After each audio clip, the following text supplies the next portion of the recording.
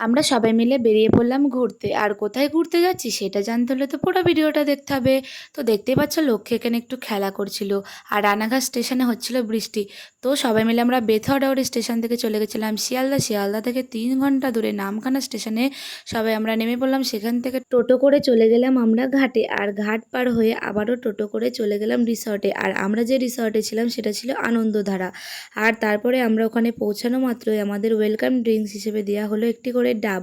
আর সেটা আমি গিয়ে খাচ্ছিলাম সমুদ্রের পাড়ে। তখন ছিল জোয়ারের টাইম, দেখতে খুবই সুন্দর লাগছিল ভিউটা। আর চোখের সামনে ছিল এটা আমার প্রথমবার সমুদ্র দর্শন। আর তারপরে দেখো আমরা সবাই মিলে সমুদ্রে নেমে পড়েছিলাম। আর তারপরে স্নান কমপ্লিট করে আমরা দুপুরে সবাই খেতে বসে পড়েছিলাম, যেখানে ছিল 3 রকমের মাছ, ভাত, ডাল, সবজি আর ছিল চাটনি, পাঁপড়, মিষ্টি। সত্যি কথা বলতে খাবারের টেস্ট ছিল এখানে অসাধারণ।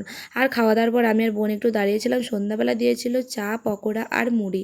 আর তারপরে ভিডিওটি ভালো লাগলো অবশ্যই লাইক কমেন্ট করে পাশে থেকো। আর ইউটিউব থেকে দেখলে একটা সাবস্ক্রাইব, আর ফেসবুক থেকে দেখলে একটা ফলো করতে ভুলো না। দেখা হচ্ছে ভিডিওটির নেক্সট পার্ট। আজকের মতো টাটা।